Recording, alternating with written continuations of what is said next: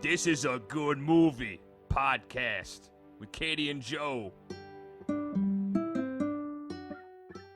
Hello, everybody. Welcome to another episode of This is a Good Movie podcast with myself, Joe Bates, and over to the left. Katie Atledge, it's me. Yep, she's been here the whole time. I don't think you can say that. I don't think Dropout or Game Changers has that patent pending on been here the whole time. I don't know, but at this point we've credited it to them. Do you think stalkers have, when they say that, they're like, I've been here the whole time? They're like, hey, you gotta call Sam Reich. I think it's when you say it with the tone that you used, then yeah. Oh, can you patent tone? Also, are stalkers like putting, like, if you just say something to yourself, I assume there's no one around them because who's hanging out with a stalker? But that's very different than you saying something, that's getting released. Okay, I guess that makes sense. This is in the public. Stalkers aren't like, hey, can we do that again? Like if I were to sing a copyrighted song to myself, no one's gonna get in trouble for that. Yeah, but if I sang it on here, so the legal loophole you found is that if you're a stalker, you can do anything. no. If you're by yourself, Legal loophole. if you're by yourself, you can sing copyrighted music. If I'm by myself, then I could do counterfeit? No. I'm by myself, Katie. I'm not being recorded. I feel like I'm being very specific about what I'm saying, and you're just ignoring like the second half of my sentences. You're wanting to be a stalker. No. And you're finding any excuse to let you do that. That's not what's happening at all. I'm nervous about your future. Me too. But yeah, we're back. This is a very special episode today. We'll get back at the end of the episode, let you know, but it's very special, folks. There's a haunting thing we got to tell you at the end. That makes people listen to the thing, like, what could it be at the end? Or they're just going to fast forward.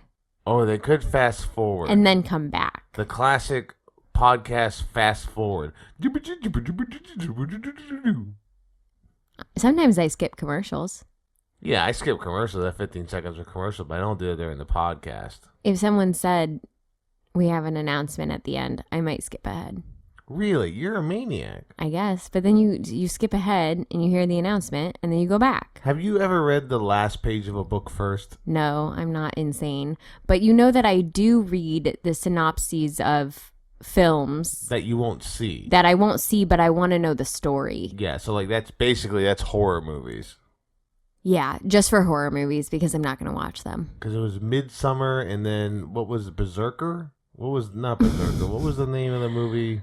I don't know. Is that like Airbnb one? Yeah. Where there's like a secret tunnel in the basement of the Airbnb woman. And there's like an old woman down there. Yeah, I thought it was called Berserker. Maybe It isn't. There's no way it's called Berserker. No one's naming a film Berserker. Justin Long was in it, right? I don't know. I didn't see it. Well, you read the synopsis. That would tell you. I think Barbarian. That's why I said Berserker. Barbarian. A barbarian and Berserker are similar classes in D&D. Oh. Berserker was an earlier version of it. Okay. Whatever. I don't think it was crazy what I said. But maybe it was.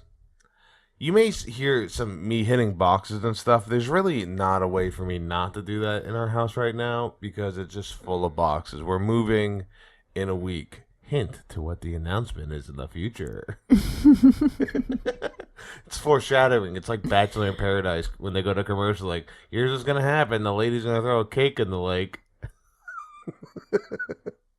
They aren't at a lake. They're at the ocean. Yeah, but cake in the ocean is not as funny as cake in a lake. I think you know that, and I think you'd admit it. Do you know that that's a Joe Jonas song or Wait, what? Cake by the Ocean? No, I do not know that. Okay, never mind. Wait, he made songs known for their rhyming schemes, and he said cake by the ocean, not cake by the lake? I keep on hoping. Cake by the ocean. I don't know what to take. Maybe this cake by the lake. Yum, yum. That's not... words that close don't need to rhyme Yeah. in songs.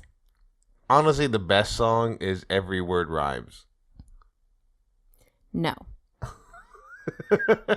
So, Katie, do you have any of that movie news? There are people over that movie news.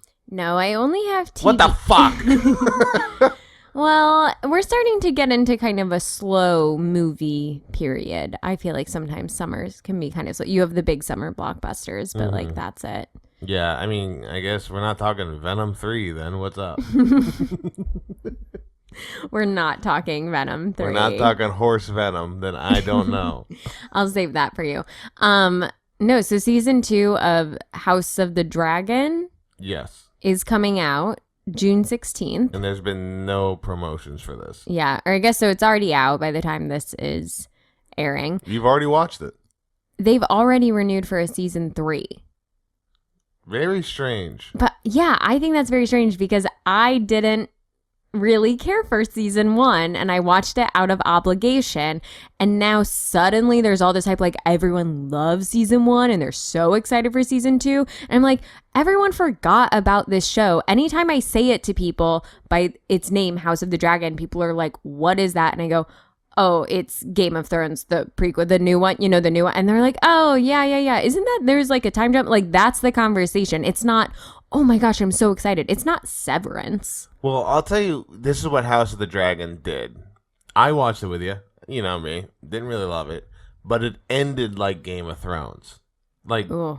people died. And they were like, oh my God. Child death. Yeah, well, child death is all people want in TV shows now. It's not what I want. Well, here's the thing. You can't control what happens in Game of Thrones House of Dragons. If you're like, I don't want anyone to die. It's literally the reason Game of Thrones sucked. No Yeah. people died. I get that. So maybe it's just not your show. I'm just surprised that they would already renew for season 3 when season 2 hasn't even come out yet. Like, at least give it a couple of days. This is Katie's version of Game of Thrones. We've united the land and discussed our differences. We're okay. We're also in love with our person we're supposed to be with. Yeah, now that's a show. Now you're watching it currently. Yeah, Bridgerton is out.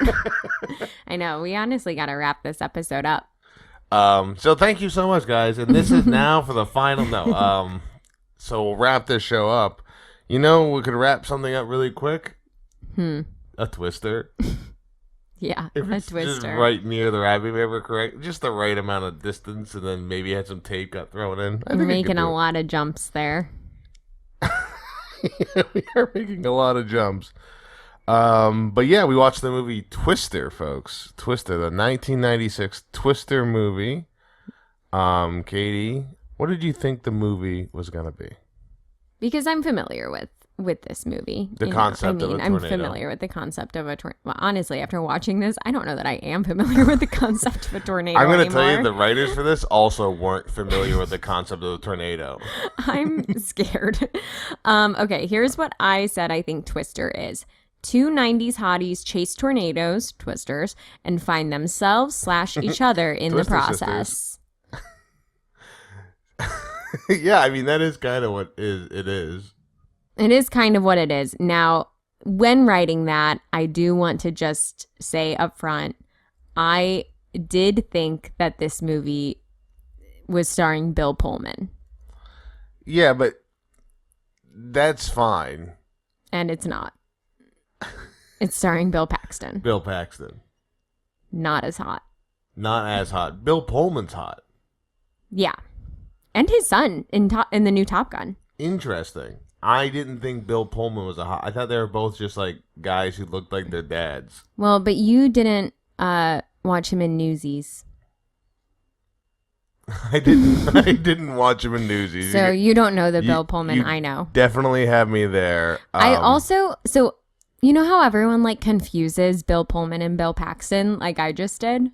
Yes. Okay, but here's the thing is I, in watching this, realized like I don't know who Bill Paxton is. No, he's just a guy. And I thought that Bill Pullman was 2 different people. Like, I don't know how to explain this, but I know young Bill Pullman and I know old Bill Pullman. And So in my Bill brain Pullman was is like, he's turning into oh, Bill I was like, Paxton. one of them looks a little bit more like this, which is like Bill Pullman older with facial hair. And then I'm like, and the other one looks kind of like this, which is young Bill Pullman, no facial hair. And I thought that those were the two people that people always confuse, but they're not. That's one person. That's one person. And that's the person I know. And then I don't know this other person at all. Well, I'll tell you one thing about this other person. He is the only actor to have been killed by a predator, an alien, and a Terminator. Wow. It's that's the most interesting fact about Bill Paxton. Well, this shows why I don't know who he is, because I haven't seen those movies. Oh, really? Yeah, I know. I think we'll probably watch Terminator. If I had to guess. I think we should. Predator, maybe. That might be a little too scary for Well, you. I watched the new one. The Prey movie. That was a good movie. Yeah, I watched that. That was fun.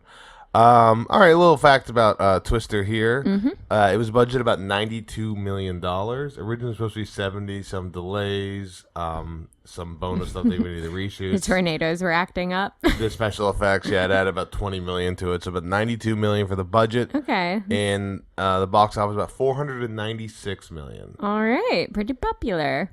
This movie came out, they moved the movie a week ahead because it was competing with another movie that we watched, Mission Impossible. It came out 3 weeks after this movie. Wow. And same year, 1996, when this came out May 10th, 1996. Independence Day came out that year. Speaking of, Which beat it in visual effects for the Oscar.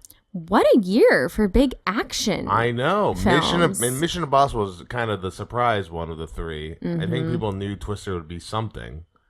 And the Independence Day, that was already going to be. But Independence Day, Mission Impossible, Twister.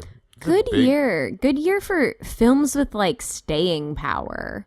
Because that's something I brought up to you before of like every year we would try and watch the Oscar winners. And I'm like, but how many Oscar winners or like the Oscar nominees for Best Picture, like how many of those really have staying power? Like 20 years from now, are we going to be thinking about the Power of the Dog?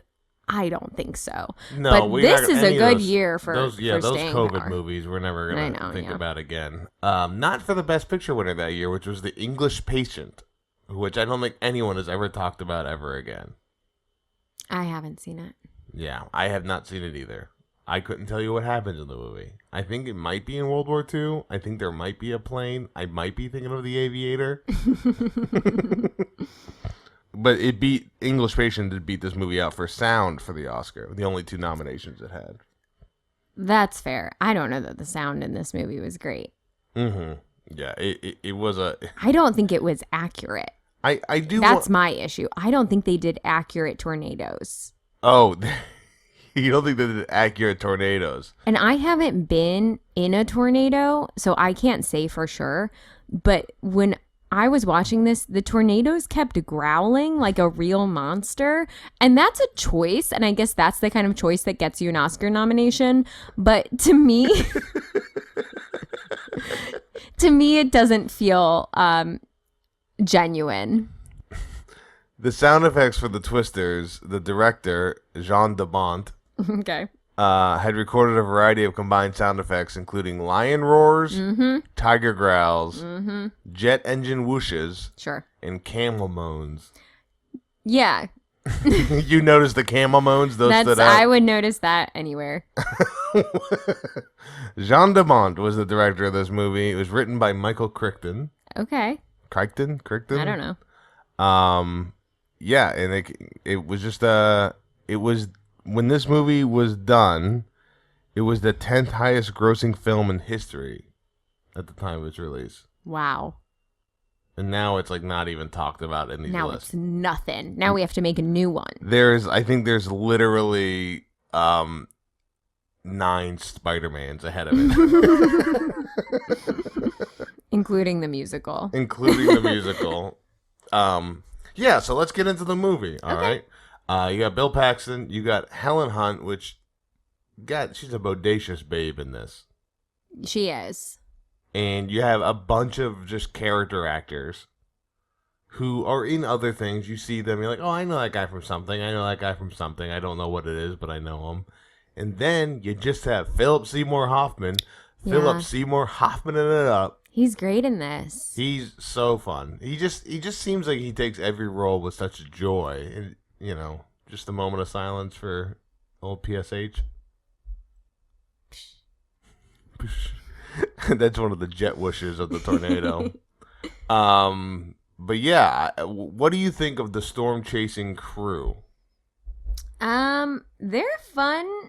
A lot more people than I thought was in the crew in memory. Here's, I have to just believe that this is how it works, because I don't know how many people are part of a tornado chasing lab, I guess. Well, in Oklahoma, they did sit down with storm chasers and like talk it out with them and what they do. So a lot of the pseudo signs or whatever they're doing is similar to what tornado chasers do to get a better understanding of it. Well, that's good. I mean, I like that they all had their own little roles. I'm just like, what is their lives that they're like, today I'm just going to get up, go into the lab, hop on my truck, and then who knows if I'll make it home. They're like not concerned. I don't know. Do these people have like doctor's appointments ever? Like their lives, they're just living willy-nilly, throwing caution literally to the wind. Their blood pressure's they're just up. getting steak made for them by Aunt Meg, Yeah. They're just like literally along for the ride in this film, which I guess is kind of, they're maybe all like early 20s or something in this. Like that's kind of the point. That's where you're at in your careers. You're just like, I'm here. So when I was in my early 20s, I was an engineer in training, but that's just because I was kind of living life by the wind. Basically like a storm chaser. I was sitting in a cubicle just thinking, man, me and tornado chasers, exactly the same. Yes, I'll get you a coffee. I like that in this, it was like, tornadoes, not enough of a villain on its own. We should have an actual villain. Yeah, we should have an actual villain who, when I watched this movie, when I was like 10 years old, didn't notice the Princess Bride guy was the villain. You didn't notice it. It was Carrie Elwes, finally. Yeah, finally. Not Clark Carrie Gable. Yeah, whatever. Carrie Elwes is amazing. In this... Terrible. This is not one of his better performances. And here's why. One, they made him do an American accent. That's not going to work for him. And there's no reason why you couldn't have a British tornado chaser. No reason at all. Not to, yeah. He could, who cares? He should still be British, because this was hard to watch. And then I think with him not being British, it really like took his charm and what makes him a great villain in pretty much every other movie that he is in. It really took that away. And then you're kind of like, I don't really care about this guy. Well, he's not given enough lines. And the only thing he's really given is like, the other guy's better at him, but he tries to like parasite off of him. And he has like a lot of money backing him. That never seems to do anything, which is fair. His whole script is just like, look out the car window. It's just that highlighted over and over. He's like, don't forget to look. Don't believe your competitors. You are correct, Jonas, I believe. Yeah, Jonas Miller. And with a name like that, he can be British. Well, here's the thing. Like, you're right. He could be British, and then it could be like and it's in the 90s. He'd be like... The UK doesn't even get tornadoes. Get tornadoes. They're going to come in here to Oklahoma. Take our American tornadoes. Exactly. See, now we've got something. Now, oh my gosh, he's trying to order like tea and crumpets at the diner. What a jerk. What a jerk. I just think if you're going to cast Carrie Elwes as a villain, you need to really buy in on what he brings to the table, because he brings so much that if you're not going to let him do that, then you're doing yourself and your film a disservice. You just picture this scene. Okay. Carrie Elwes sits down on the stool at a diner in Oklahoma, and the lady goes, "What do you want?" And he goes, "I don't have a menu." She goes, "Just order something, we'll make it for you." And he goes, "I'll have a shepherd's pie."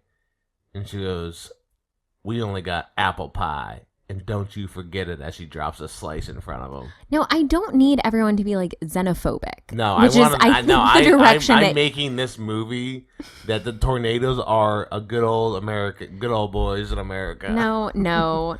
It was right for Jonas to get killed in this movie by a tornado. Because the most American thing you can do is kill a guy. That was such a surprising ending because I was like, who is that for? Like, this is the thing, is in some ways, he's not enough of a villain. Like, He doesn't feel like an effective enough villain that he deserves that ending. Like, there isn't a comeuppance there. You're just like, oh, God. But what about that shepherd's pie scene? That would have changed everything. And also it's him and like his driver, who's someone I recognize, but again, a lot of people are just someone's. Yeah. They're in a truck. They get too close to the tornado. They fly up into the air, and then like from afar, the truck blows up. But it's like a little tiny firecracker, just a little bloop, and then it's gone. It is the same kind of special effects that if you're playing a computer game in the early 2000s and something explodes in it. Just like a little bloop. It was crazy because in this movie, tornadoes have done a horrible job of killing anybody. Like, nobody's been dying of tornadoes this whole time, except the guy at the very beginning of the film. The father of Joe. Tries to hold a goddamn door. He tries to fight a tornado with his own arm strength. And the door gets ripped off its hinges and he flies into the air in the funniest scene ever. It's horrifying, but it's so funny. It feels like someone cut him out and then just minimized them into the... Yeah, essentially.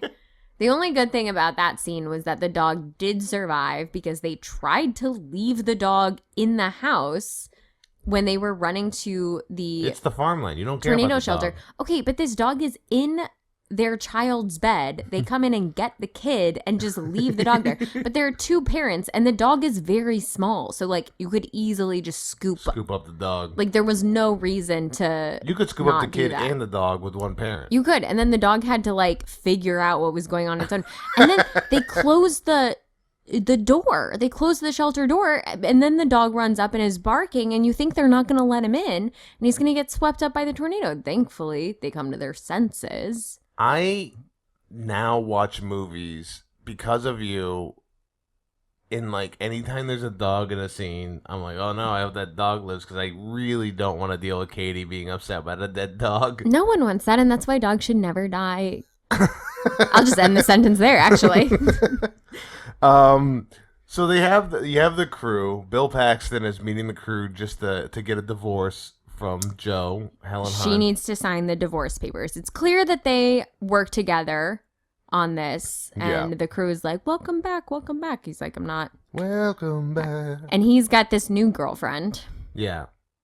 Jamie Gertz as Dr. Melissa Reeves. Mm-hmm. Dr. Melissa. The two women are both doctors in this. Yeah, that is good. That's pretty fun. I don't think it passes the Bechdel test, but that's still fun. She's in one of the worst professions you can have in the 90s. She's a therapist. Yeah, it does. Well, one of the things about the Bechdel test for this movie is that Helen Hunt, first off, didn't really want to be in the movie because she didn't think she could really add anything to it. She was like, I don't know if I'm going to specifically add to this movie. This movie is nothing without her. I agree. This movie is absolutely nothing without her. The whole movie is Helen Hunt. Yeah.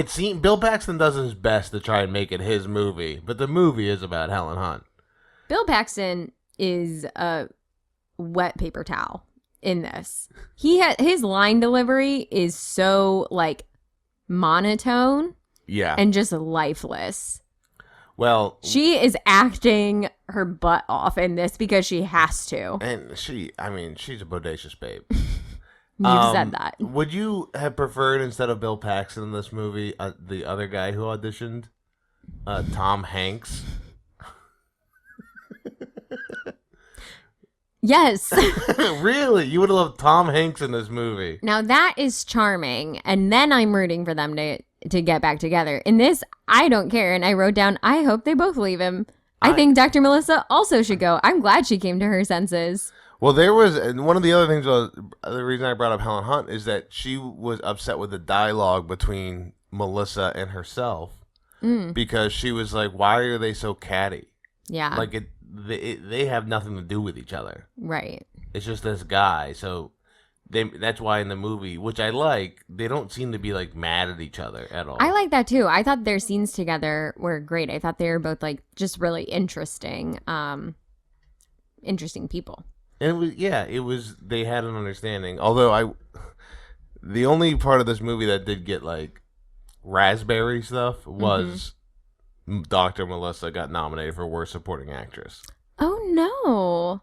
I thought she was good. Yeah, I thought she was fine. She did her role. It was nothing crazy. I didn't think anything like stood out as bad. Yeah. Outside maybe the line when she breaks up with him is like really weird. Where she's like, I'm going to go home, we're breaking up, and honestly, I don't even care. I feel nothing about it. Yeah, I think that's just like, well, what even was this in the first place? Like, they kept throwing in all these foils, I guess, because they were like, the tornado isn't enough. We need Cary Elwes as the villain. We need him to like be in another relationship. We need like another woman. Like, they were like, we need the Dorothy not to work. And we need like, they were just throwing so much because they were like, the tornado alone can't hold up this movie, I guess. A tornado doesn't do a good job of holding up anything. It doesn't. And nobody is affected by tornadoes more than Melissa. Her life is absolutely ruined by these twisters. I was just like, I don't think I understand tornadoes. Now, I grew up in Missouri, and we do get tornadoes. Mm-hmm. And so I'm very used to tornado watches, tornado warnings, like, but not multiple in the span of 2 days like this. Well, the original script... And to this level, and they're all in this one town. I was like, why are these people at a movie theater? Like, everyone should be inside right now. You bring up a good point, because originally in the script, and they got talked out of it, is that this was just going to be one tornado going for a day and a half. And the scientists, they thought like that just wouldn't happen. You can't do that. Yeah. And then like, I guess you could just do a bunch of tornadoes. That could possibly happen. But one tornado going for a day and a half just can't work. Wouldn't that be mania? They're just like, they go attack the tornado. It doesn't work out. They drive away. The tornado comes after them. At that point, yeah, the tornado is sentient. And then I do believe the like lion roars and the camel moans, because those animals have to be in that tornado. Still it's like spinning. Gone through a zoo. It's just gathered to them. Yeah. I get that for this film to work, they had to have multiple tornadoes. I just feel like the science behind it wasn't quite there. Well, you need to have some kind of like explanation as to why this is happening. But my recollection is like the people in the, computer room were just like, whoa, that's crazy. It looks like there could be multiple tornadoes. And like, that was it. Yeah, that's kind of a good point. Like, where is Dennis Quaid with his science to come in and be like, what's happening. There's blah, blah, blah. Well, I'll just go through a list of inaccurate science things in this movie. Great. Tornadoes don't have a clear eye in the center. So that big scene where they're hanging onto a pipe, that's just not what it looks like inside At the a tornado. End, that is a crazy scene. I thought it was like supposed to be really meaningful because she's like experiencing what her dad experienced right before he died. Yeah. And I was like, I guess that's good. Like, what's the message here? Are we supposed to be like, wow, really? That's beautiful for her. Like, that's traumatizing. Well, I don't think there's a message as much as like, what's the coolest way you can end a tornado movie? I guess they're in the biggest tornado. Yeah, to be in it and not die. Yeah. So she got to see that. All right. Meteorologists also can't determine the strength of tornadoes simply by looking at it. Which in this movie, they all were just like glancing at a tornado, knowing every detail about it. If you're Bill Paxton, you can just like look at a tree and be like, oh, the tornado's 30 knots away. And you're like, that's the ocean. It's the size of a tornado, like F1 to F5, is determined by the damage afterwards. So you can't look at one and go, that's F3. It's like a crazy thing. Remember when she's like, oh, what's an F3? Dr. Melissa's like, what's F3? And they're like, it's this. And she's like, what's an F4? Like, what's next? And they're like, oh, that's an F4. And she's like, oh, what's that? And then she's like, is there an F5? And they all just go silent. They're like, wow, can't believe you bring up F5. Wow, Dr. Melissa, can't believe you would bring that up. You who knows nothing about tornadoes. Oh my gosh, I can't believe you went there. And we've been counting up. I thought we all knew that we would never mention F5s. F5s. Eat your steak. Well, have any? And then she's. Oh, by the way, she saw steak and mashed potatoes, and she gives it a look like it's a dead fish head. No, it's because they gave her a giant steak and then like half a plate of mashed potatoes, I think. All right. Because that makes more someone sense. gave all of that to me, I would be like, I cannot eat this. And now I'm concerned because if I don't eat all of it, I'm going to come across as rude.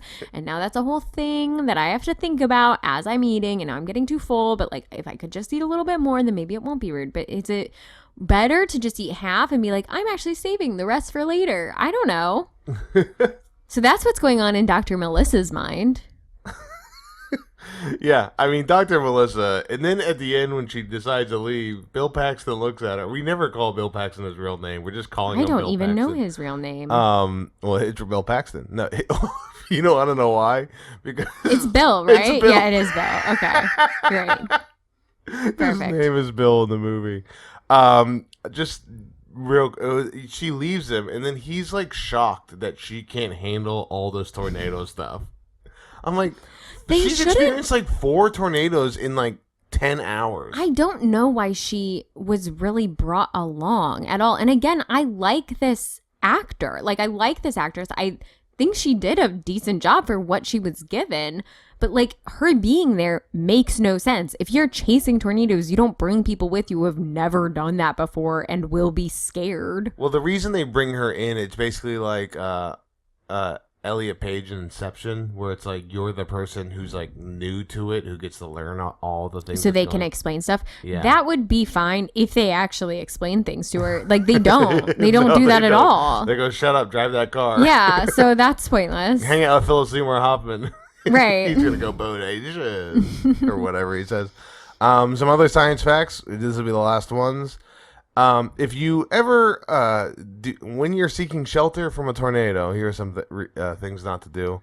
Don't go under a bridge or an overpass. They provide virtually no protection. Yeah, I think we saw that. And then when the Twisters stuck the drive-in movie theater, the group ran to a large hangar for protection. However, big open rooms such as hangars, gymnasiums should not be used as a tornado shelter. Well, they go like into a little like trench. Yeah, like trench area. And then they just get showered with glass shards. Screaming and like glasses going in their mouths. Glasses going everywhere. And they don't get cut by the glass, but then that one guy gets like a hubcap to the head and like his head is almost sliced off. And then Helen Hunt is like pressing her hand to his forehead because he's like his head was sliced. Yeah, he was bleeding.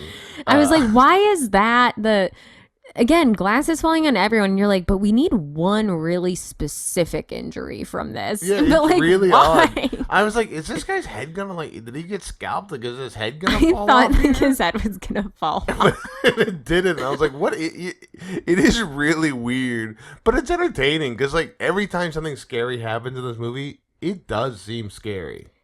Yeah, those are life-threatening storms. No one should be near them.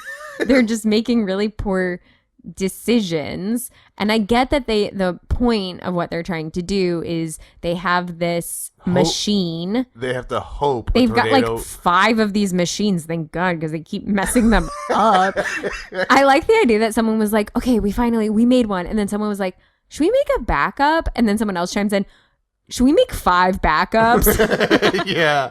I mean, this isn't going to go well. And these are just a bunch of little balls. And I mean, they look like that when you pay 25 cents in front of a restaurant. And you get like a little ring or like a little tattoo in the plastic ball. Yeah, that's exactly what they look like. I'm like, this does not look stable. But you know what? I will say, whenever I see things that we like send into space, those don't look stable either. Yeah, because they're like a lot of like foil. Yeah. So I'm like, okay, I guess. But yeah, so they keep trying to like get this machine by the tornado so then the little balls can fly up into the tornado and measure data. Well, not only are they...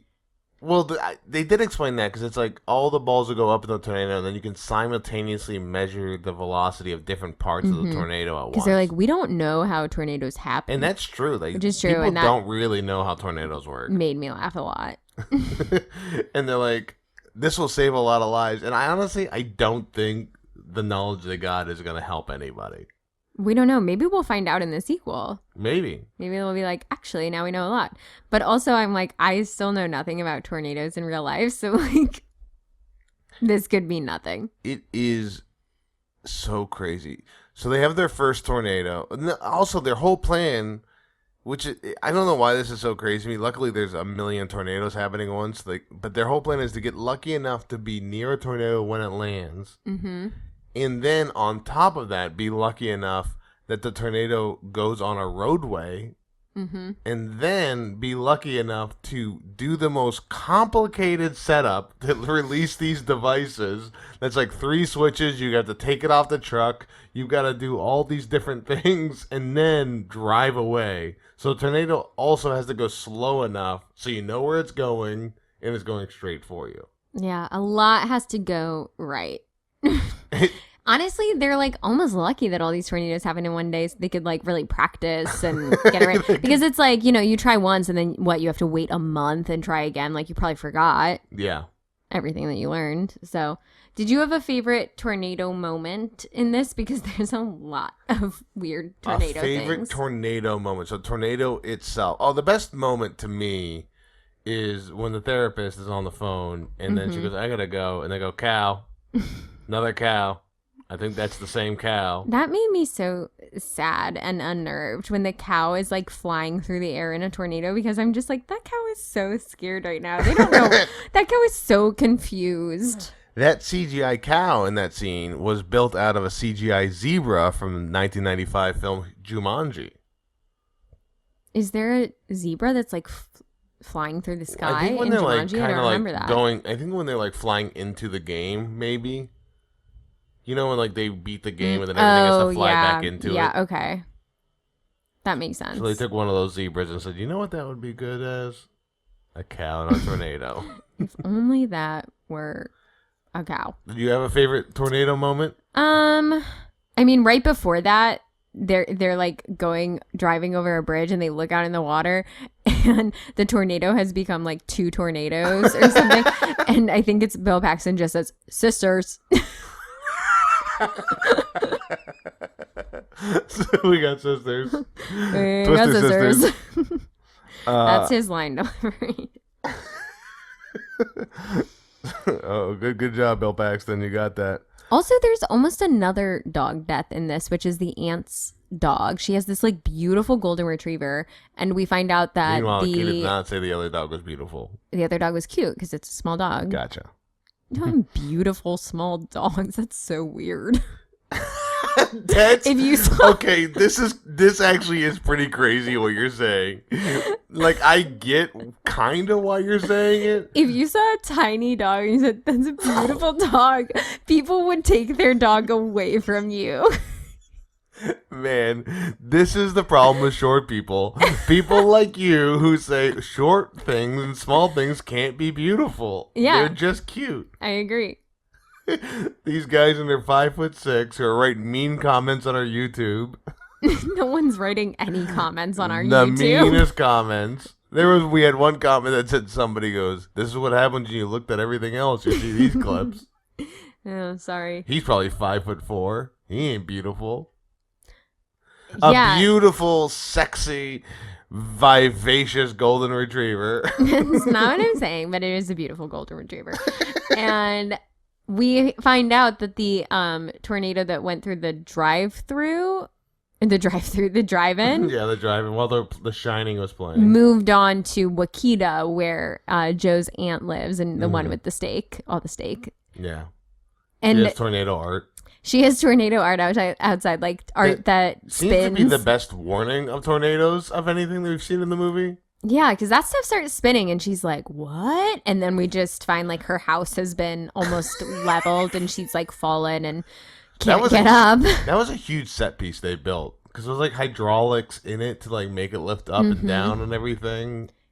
It was crazy. It was crazy. And thank goodness they got there when they did because they pull her out. Meanwhile, the house is almost like they're going to fall at any moment. Yeah. A TV almost falls on them. That I was like, oh my gosh. They're really. The best thing about the TV falling is there's like suspense. The TV's just in its plug and like that's the only thing holding it up. It's going to fall down. And then it falls and it just doesn't hit anybody. It almost does, though. I know. So it's like there was no suspense. They didn't move out of the way. It just was never going to hit them. There was suspense. You don't know how that stuff is going to go. You're right. But so they carry Aunt Meg out. She gets out. And then we have left the dog inside in danger yet again, thankfully. And this is the only credit I will give him. Bill goes back in and pulls out the golden retriever, and how he is carrying that golden retriever is so funny. That dog's butt is like so far in the air. It's so hilarious. I love dogs being held against their will. And here's what I think. Against their will, Jesus Christ. No. I love dogs being held against their will. Okay, that's not what I meant. Like a dog that is just a beautiful dog, not one of the cute dogs. Because I think when dogs are being like held or carried like that, or like when Steve Martin is holding the dog when he's naked in The Jerk, like the dogs can't act at that point. Okay, another thing we have to add: the dogs can't act at that point. I think that the when dogs are never acting. I think when dogs are lifted into the air, they lose their ability to act. What are you talking about? You watched Anatomy of a Fall. You know dogs can act. That dog was a human in a dog costume. And I think that shit had acted really well in The Jerk. And so I'm just saying, I think that when he is acting by not moving. For whatever you think a dog acting is. If you haven't watched this movie, I need you to go watch it. And when they get to this scene with the golden retriever being carried, I want you to the beautiful one. You'll know it. You're gonna do a double take when you see it. You tell me that in that moment, that dog is just regular dog. That's not Aunt Meg's dog anymore. That's dog. Just like Sparky the dog. Sparky the dog, Jesus. You would never name a golden retriever Sparky. That'd be insane. You did it. You just did. No. No one else named it Sparky. Think collective. No one should. It's just all I could think of in the moment. I wrote that it's kind of crazy this dog actor had to just watch that house fall apart. That it was just in. Again, that's what I'm saying. I think these animals in this film, and there are quite a few of them, are like terrified. There's horses at the end that somehow... The cow wasn't real. I know. Okay. But in the movie, it's real. Gotcha. Okay, I see what you're saying. The character of the cow is real. There is cow character, yeah. And in the film... Yeah, being played by a zebra, which I do feel like there are some questions about that. Not sure about that. But yeah, there's horses at the end. The ending scene is like so funny. It's crazy. So they drive a truck into a tornado. That was gonna be my second favorite tornado moment, is when they jump out of the truck and put it on cruise control.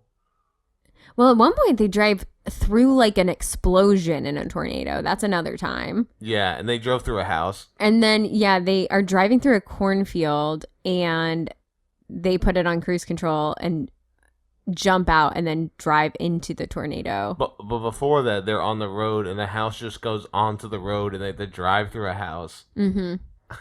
It just seems unnecessary. Those are fun action pieces, though. They just put a lot into this. I will... Do you think this was a lot more action in a movie about tornadoes than you thought there was going to be? Yeah. It's like constant. Mm-hmm. It's terrible 24 hours.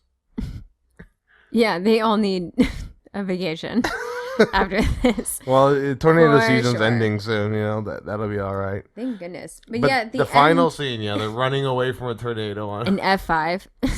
It's definitely an F5. I could see it as an F5. It's out to get you. And they're running away and they like happen upon this farm. There's horses running around trying to escape. They're not having a good time. They're not having a good time. And they keep going from like building to building to try and escape this tornado. But of course, they're like right in its path.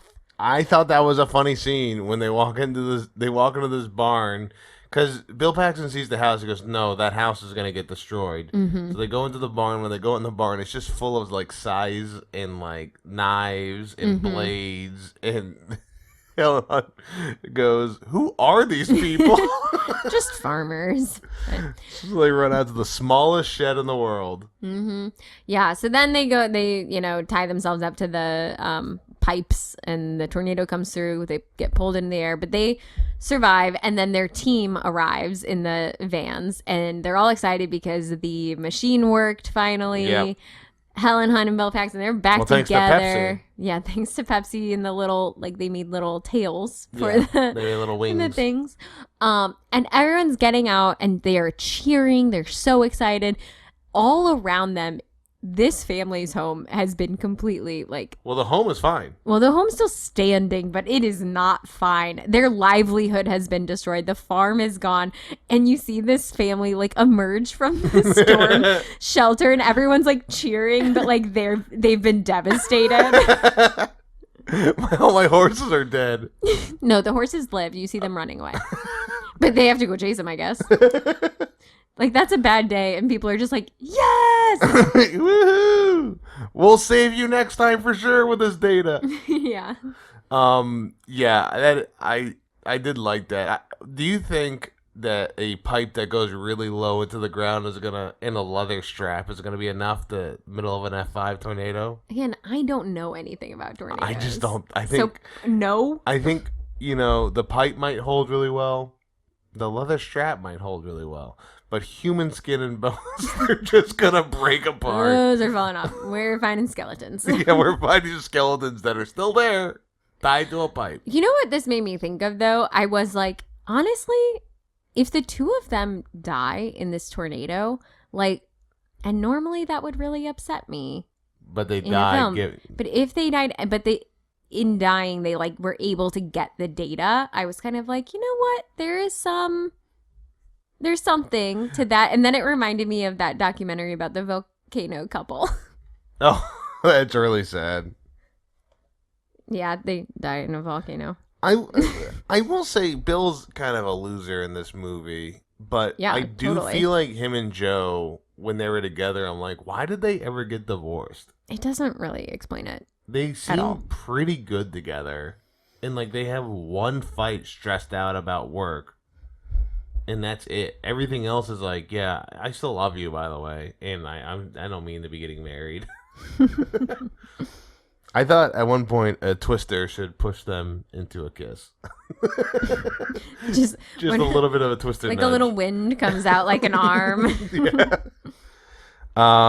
Yeah. So I think that's mostly the movie. That's the movie. It's a short one. There's really not much. It's not a short one though. Oh, felt short. The movie was an hour and 113 minutes, almost 2 hours long. Nice. So that's pretty good. It feels like a short one. It's just a lot of action constantly going up. Let me talk about some of the backstory of this movie. The director, Jean DeBont, was a bit of a maniac, and the crew was really unhappy with him because he was he is very adamant for him to shoot in Oklahoma. Okay. He wanted this to be the last great action movie not shot on a soundstage. That's what he kept telling people. He's on location. We got to do on location. Otherwise, it's all going to be CGI, and no one's going to go out there and do anything. Then halfway through, here are some of the incidents that happened in this movie that he directed. Okay. Bill Paxton and Helen Hunt were temporarily blinded by bright electronic lamps used to make the sky behind the two actors look dark and stormy. Oh my gosh. He couldn't see when he went home. They had wear protective glasses and use eye drops to get their sight back sooner than later. Interesting. When they were under the bridge for the first tornado, it was not good place for them to be, not safe water. They had to get hepatitis shots. Oh my gosh. During the same sequence, Helen Hunt repeatedly hit her head on a low wooden bridge. Because she was so exhausted, she stood up quickly and hit her head on the beam. When they're jumping out of the cornfield, Mm-hmm. And they have the doors open. That's real. The doors are like being pushed back into them. And she hit her head on that door. And some sources say she got a concussion from that. I'm sure she did. And John DeBont, when talking about the injuries that happened on it, goes, I guess Helen's a little clumsy. Okay, John. Helen was like, I think we all know I wasn't clumsy. Yeah. You put me. She was very upset with that. Like, you put me in those situations. At one point, Jean DeBont, in a fit of rage, knocked over a camera assistant who missed the cue, and then the whole crew just left. Like, the whole camera crew just left when he did that. Yeah. And they had to replace him with another guy, and that other guy got hurt in the hydraulic house. Because when he was in the house, someone accidentally turned it on, and he, like, fell, and he got a concussion and, like, hurt his back. So then John DeBont had to be his own director of photography for the rest of the movie. Mad About You was delayed because of this movie going long and all the incidents that happened on it. Outrage. Digital effects doubled their sky replacement job since the movie was shot. They couldn't get a lot of overcast days since it was bright sunlight when they shot their movie, so that doubled the cost of visual effects. Here are some future things that happened. Okay. On May 24th, 1996, a tornado destroyed screen number 3 at the Canview Drive-In, a drive-in theater in Ontario, which was scheduled to show Twister later that evening. What? On May 10th, 2010, the 14th anniversary of the film's U.S. release, a tornado struck Fairfax, Oklahoma, destroying the farmhouse where numerous scenes in Twister were shot. Spooky. Twister was coming back with a vengeance. These tornadoes were pissed about all the bad press they got, and they went about it the wrong way. They only got more bad press. I mean, does it also just have something to do with being in Oklahoma? Yeah, it has a lot yeah. to do with being in Gotcha. Oklahoma. That's true. But there are some positives. Following the film's release, the number of meteorological majors in the United States increased by about 10% in the late 90s. People were like, I've got to get in the weather.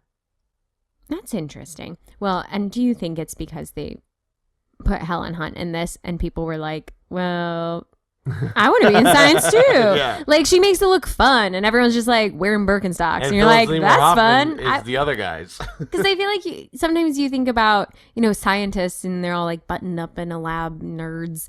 And then this is like basically Jurassic Park science, but without the dinosaurs. Jurassic Park science is a fun way to talk about science. It's when you wear a lot of like tank tops and cargo shorts. And a sad note, after the death of Bill Paxton in February 2017, hundreds of storm chasers and users of the Spotter Network, which is a tornado spotting network, used their markers to spell out his initials across the state of Texas, Kansas, and Oklahoma in tribute to the actor, citing that this movie was an inspiration for many of them to pursue storm chasing and meteorology. That's cool. And even sadder news. Oh, no. June 2021, Helen Hunt expressed interest in developing a sequel to this movie. It's not sadder news. Is she going to be in the sequel? She wanted to write and direct, and the studio rejected it. They said they'd kill their character off for the sequel. So they told Helen Hunt they don't want her movie. They have a different movie they're going to do. And is that the one that got made? Yeah. She was going to get it made. This is what she said in an interview about this. She was like, I tried to get it made with David Diggs and Rafael Casal and me writing it. And all black and brown storm chasers. And they wouldn't do it. I was going to direct it. We could barely get a meeting. And this is June of 2020 when it was all about diversity. It would have been so cool. That's ridiculous. Isn't that crazy? Yeah, that sucks. So now they're making the Glenn Powell. And that, I believe that character, the lady, is the daughter of Helen Hunt and Bill Paxton. And that they both died in a tornado. Yeah, I believe they probably did that thing the volcano couple did. That does make me upset. And now I'm a little bit less excited to go see this one. Yeah. I thought that was interesting when I saw it. I was like, wow, Helen Hunt wanted to do it. Why wouldn't you just let Helen Hunt do that? Yeah, she's great. But I guess I don't know if she's directed any. I don't know Hellen Hunt. I don't know. She hasn't really been doing anything, so that She's makes me in assume Hacks. she's directing. Oh, she's in Hacks? Yeah, she She's is. good in it? Yeah, she is. Nice. And lastly, before we get into this, I don't know if this is one of your takeaways or not. Does Oklahoma have the same family in every family shot they show? Because I know it's supposed to look like Helen Hunt's family as a kid. Every time a family emerged from a storm shelter, 5 families. It was like a farmer dad, Skinny guy with a hat, a mom in a nightgown, and then a little blonde girl. every time. Every Oklahoma family. And Helen Hunt's like, that's what I wanted. Yeah. All right. Well, let's get into this then. How would you cast Wally in this movie? Okay, I would make A Wally tornado? be what do they call him? Rabbit. Okay. That's Cameron from Ferris Bueller's Day Off. Yeah. And he's I did like Rabbit. He was navigating. the map guy. Yeah. And I don't want to necessarily take that guy out of the movie. I just want Wally to be him in the movie. And Wally has to try and use maps. That is like an interesting thing because they don't have phones to do maps for them. So No, they're just, doing like walkie-talkies and Yeah. like looking at a map and being like, oh, this route that we're on will connect up here. And that's so foreign to me. So That was I did enjoy that. There was like stuff they did that was like, it seems weird, but no, it makes sense. That guy's got to know when a street's showing up. exactly. And let's do, what are your takeaways? Good, bad, normal? Do you have them? My good takeaway is that all disaster movies need to be camp. Yeah. You cannot, a disaster movie is not going to work if it is taking itself too seriously. You need a tornado that lasts for a day and a half and it's chasing people. Yes, you With you an need agenda. you need that. Like you just need ridiculous things that people can kind of laugh at, but like they're laughing at it, not with you, but at you. Yeah. in the film, and that's what makes it good. I hear you on that, and I agree with that. A good takeaway, but I feel like sometimes these later disaster movies, like Geostorm, it's like too camp, but there's not No, enough. Like, I don't think those are camp. I think they're just bad. Okay, There's all a right. difference. Gotcha. Okay. Okay, what's your next takeaway? My bad takeaway is, I guess, if people want to get divorced, then maybe sometimes they shouldn't. That's the takeaway here, because they don't really explain why they're getting divorced. At no point. The only thing that really happens to bring them back together is just tornadoes. Like there's no discussion of what was done wrong in the past or like how people Not need at to all. change to work out. So I Nope. guess it's just, if things don't go well between us, we could just find a tornado and then we'll be back together. It is weird because there's no real explanation other than like, well, you know him. He just goes the way the wind blows. And I was like, go fuck yourself. But he He is a tornado. loves doing this, and there's like no reason for him to stop. I guess the assumption is that the new lady making him stop doing it, but she knows nothing about it. Yeah, she doesn't seem to really be stopping him. Is it that he only has 2 options for tornado work? Either work with his ex or work with Carrie Elwes? Like, those are the only 2? Those are and the so he's only like, 2 I chasers." can't do either of those. Guess I gotta do meteorology. I would love a third chaser they keep cutting to, but he's in like a fully different state, and he's like, I suck at this.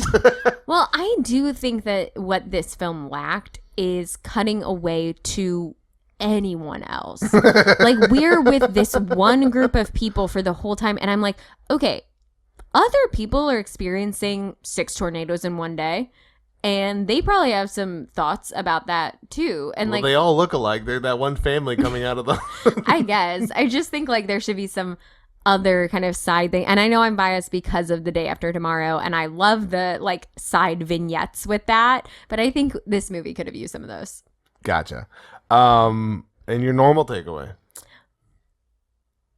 If you are going into a tornado, you should be wearing goggles. You should have protective eyewear. Yeah. Like, that's crazy to me that these professionals, these scientists, not just your amateur storm There's chasers, so many splinters. how are they not fully clothed head to toe and wearing giant lab goggles? Like, and I'm not a scientist. We all know that. But even I know that you should have a little like safety pack, I think, that's going with you out on the road. A little And then safety you can pack. pull out, just quickly put on your goggles. Look how quick I did that. I just did a goggle motion. Yeah. And you just slap them on, and then now you're not going to get blinded. Pay for the Patreon to find our pantomime selection.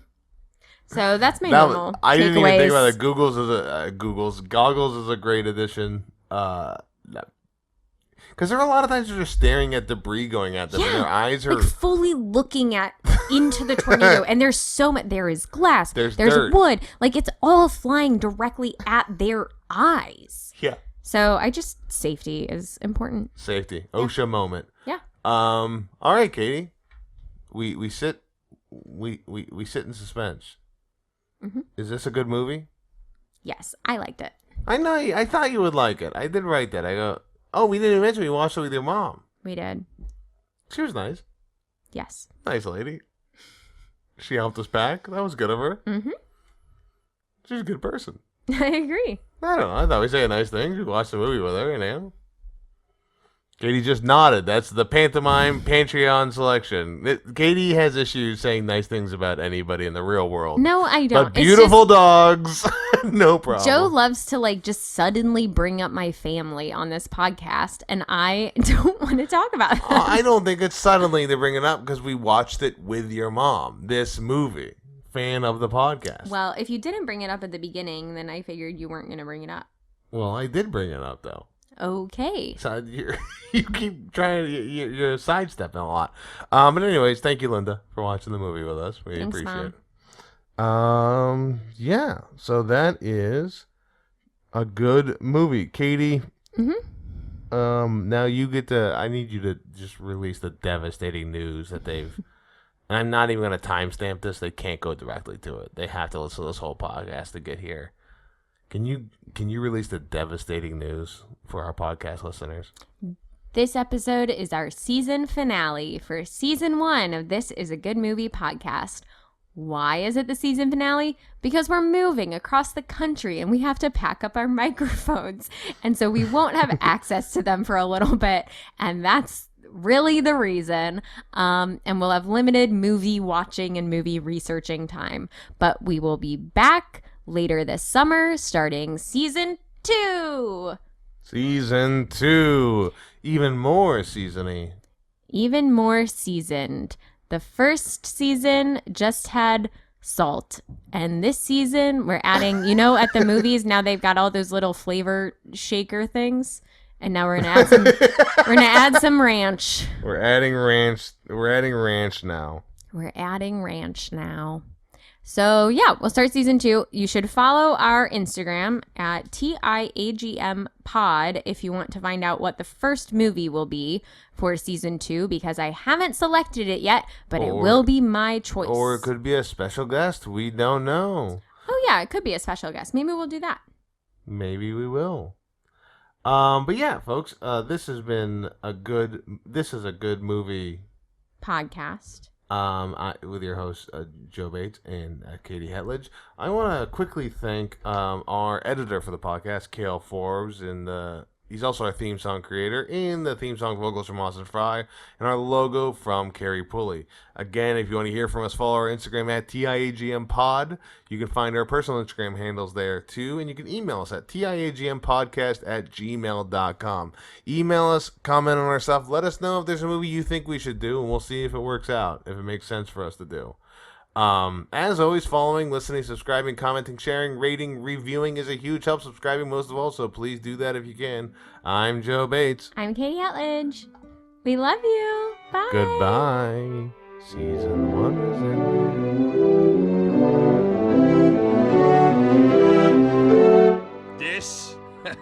This is a good movie podcast with Katie and Joe.